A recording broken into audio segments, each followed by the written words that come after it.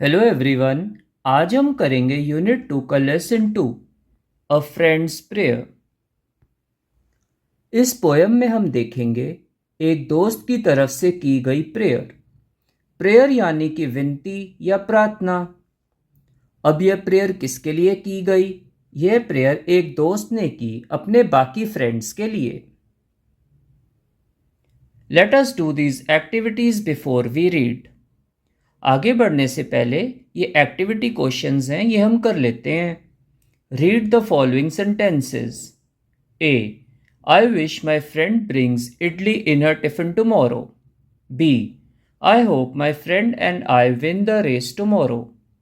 C. May my friend get well soon. Which of the three sentences A to C is closest to a prayer? Explain to your teacher and classmates. तो इसमें पूछ रहे हैं कि ये 3 sentences दिए गए हैं। इन 3 सेंटेंसेस में से वो सेंटेंस आपको चुनना है जो सबसे नज़दीक है, किसी प्रेयर की तरह लगता है। Explain to your teacher and classmates, और वो बताना भी है। अब देखो, ऐसा होता है, प्रेयर भगवान से बातचीत करने का, वार्तालाप करने का एक तरीका है। प्रेयर वो होती है जिसमें हम किसी के लिए कुछ अच्छा भगवान से या गॉड से मांगते हैं। अब ध्यान देने की बात यह है कि प्रेयर में 2 कंडीशंस इन्वॉल्व होती हैं। पहली हमारी विश, और दूसरा उस विश को गॉड के आगे रखना या उनसे कम्युनिकेट करना। अब देखो, part A, I wish my friend brings idli in her tiffin tomorrow. इस पार्ट में विश तो है, पर वो अपनी विश को भगवान के आगे नहीं रख रहा है, तो वह प्रेयर नहीं है। इसी तरह पार्ट बी में होप तो है, उम्मीद तो है, पर वो अपनी उम्मीद को भगवान से नहीं कह रहा है, तो ये प्रेयर नहीं है। May my friend get well soon, part C prayer है, क्योंकि वो अपनी विश गॉड से कम्युनिकेट कर रहा है। तो आप लिखेंगे part C is a prayer because there is a wish involve in it and this wish is being communicated to God. Question 2. What would you pray for your friend? First speak about it and then write it down. तो इसमें पूछ रहे हैं कि आप अपने friend के लिए क्या प्रे करोगे, वो आपको लिखना है। तो आप लिखोगे I would pray that my friend enjoys good health and happiness.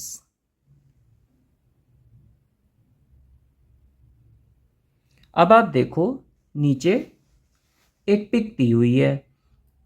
इस पिक में आप देखो, एक फ्रेंड अपने फ्रेंड के लिए प्रे कर रही है कि उससे मेरी फ्रेंडशिप अच्छी बनी रहे और हम एक दूसरे की यूं ही हेल्प करते रहें, केयर करते रहें, जैसे कि पढ़ाई में हेल्प, म्यूज़िक में हेल्प, सिंगिंग में हेल्प। ये आप देख भी सकते हो, जैसे कि फर्स्ट पिक में बुक्स दिख रही हैं आपको, सेकंड पिक में म्यूज़िक प्लेयर और थर्ड पिक में सिंगिंग दिखाई गई है। चलिए नेक्स्ट स्लाइड में चलते हैं।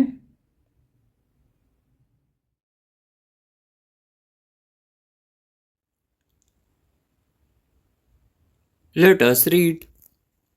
इस पोएम को करने से पहले इस बात पर ध्यान दें कि इस पोएम में जो फ्रेंड है, जो प्रे कर रही है, वो फीमेल स्पीकर है।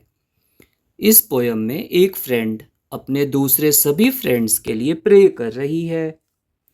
आइए लाइन बाय लाइन हम इस पोएम का मीनिंग देखते हैं। May my friendships always be the most important thing to me. इसका मतलब है मेरे सारे दोस्त और उनसे की गई दोस्ती मेरे लिए बहुत इम्पॉर्टेंट है, महत्वपूर्ण है। With special friends I feel I am blessed, so let me give my very best. जितने भी मेरे खास यानी कि स्पेशल दोस्त हैं, मित्र हैं, उनके साथ मैं अच्छा फील करती हूँ, ब्लेस्ड फील करती हूँ, सौभाग्यपूर्ण फील करती हूँ।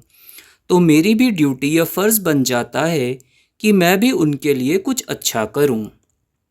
I want to do much more than share the hopes and plans of friends who care. इसका मतलब है मैं अपने फ्रेंड्स के साथ शेयरिंग के अलावा उनके लिए केयरिंग एटीट्यूड भी रखना चाहती हूँ।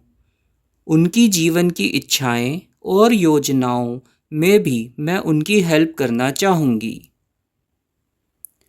I'll try all that a friend can do to make their wishes come true. मैं अपनी पूरी कोशिश करूँगी कि मेरे फ्रेंड्स की सभी विश, उनकी सभी इच्छाएं पूर्ण हो जाएं।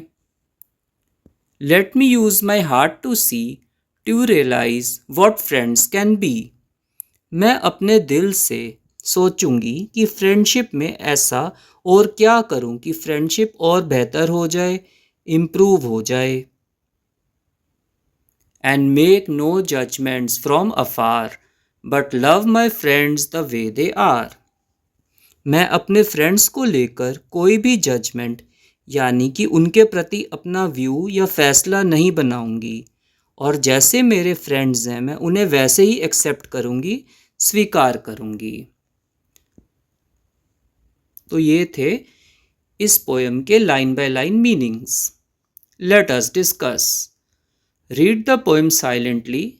As you read, underline the parts of the poem that you agree with. Question 2. Now share the details of your underlined parts of the poem in groups and explain why you liked those lines. And question 3. Which line was underlined by most people in your group? Share it with your teacher. इन तीनों questions के answers आपको next slide में मिल जाएंगे। आप उस slide को pause करके देख सकते हैं। आशा है आपको यह पोएम पसंद आई होगी। Bye for now.